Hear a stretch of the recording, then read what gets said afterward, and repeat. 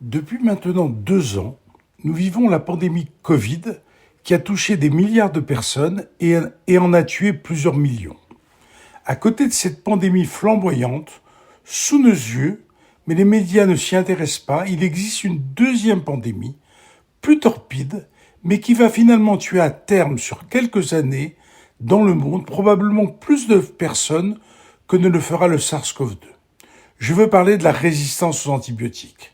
Différents articles récents soulignent son importance et le fait qu'elle tue au moins 1 million de personnes par an dans le monde. L'OMS estime qu'elle est devenue une des premières causes de mortalité, certes pour l'instant majoritairement dans les pays en voie de développement, mais aussi dans les pays riches.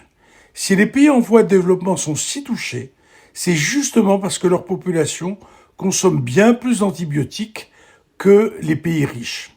Cette pandémie ne pourra pas s'arrêter grâce à un vaccin ou une immunité collective naturelle. Elle sera contrôlée qu'en changeant nos attitudes, celles des médecins prescripteurs, mais aussi de vous les patients.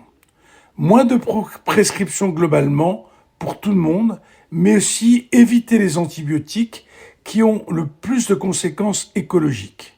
Ces antibiotiques sont maintenant bien répertoriés.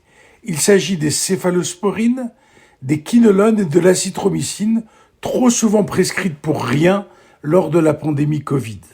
Certes, comme malade, vous faites confiance à votre médecin, mais beaucoup de patients prennent des antibiotiques sans consulter, ou avant de consulter leur médecin, ou encore à leur demande de leur médecin. Tout ceci doit s'arrêter dans les prochaines années si l'on veut léguer à nos enfants un capital antibiotique qui leur permettra de mieux résister aux infections. Merci de votre attention.